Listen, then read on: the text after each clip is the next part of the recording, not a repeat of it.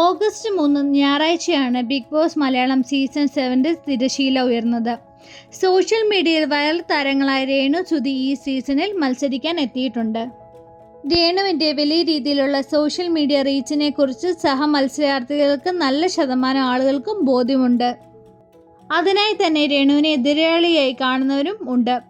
കഴിഞ്ഞ ദിവസങ്ങളിൽ big boss വീടിനകത്ത് നടന്ന വഴക്ക് അതിനുള്ള കാരണമാണ്. തലവേദനയാണെന്ന് പറഞ്ഞ് വിശ്രമിക്കുവാൻ ക്യാപ്റ്റനോട് അനുവാദം ചോദിച്ച രേണുവിനെ അഭിലാഷ്, ഷാനവാസ്, അപ്പാനി ശരത് തുടങ്ങിയ ചോദ്യം ചെയ്തു. തലവേദന വ്യാജമായിരുന്നു എന്നാണ് ഇവരുടെ വാദം. ഇതിന് രേണു ശക്തമായി എതിർക്കുകയും ചെയ്തു. മാത്രമല്ല, ഈ സീസൺ ആദ്യം നോമിനേഷൻ ലിസ്റ്റിൽ രേണു ഇടം പിടിച്ചിട്ടുണ്ട്. ഇപ്പോഴിതാ വീടിനകത്ത് രേണുവിനെ ലക്ഷ്യം വെച്ച് മറ്റൊരു ഗെയിം കളിക്കുകയാണ്.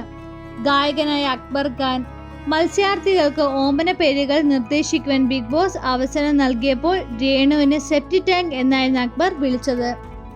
അക്ബറിന്റെ ഈ പരാമർശം രേണുവിനെ ഹൗസിലുള്ള പല മത്സരാർത്ഥികളെയും ഞെട്ടിക്കുകയും ചെയ്തു. പുതിയ പ്രമോ പ്രേക്ഷകർ ഒന്നാകെ ഞെട്ടിച്ചിരിക്കുകയാണ്. അക്ബർ രേണുവിനോട് മാപ്പ് പറയണമെന്നാണ് ഒരു വിഭാഗം പ്രേക്ഷകർ പറയുന്നത്. ടാസ്കിന് പിന്നാലെ സെപ്റ്റി ടാങ്ക് എന്ന പേര് കേൾക്കുന്നത് എൻ്റെ ലൈഫിൽ ആദ്യമായിട്ടാണ്. തന്നെ ഹർട്ട് ചെയ്തു. ഞാൻ ഉരുകിപ്പോയി. ഒരിക്കലും കരുതിയതല്ല. കരഞ്ഞ് ഒരു അടവും കാണിക്കുന്നതല്ല. ലോകം മുഴുവൻ കേട്ടുകൊണ്ടിരിക്കുന്നതല്ലേ എന്നൊക്കെ നൂറിനോട് പരാതി പറഞ്ഞ രേണുവിനെയും പ്രമോയിൽ കാണാം.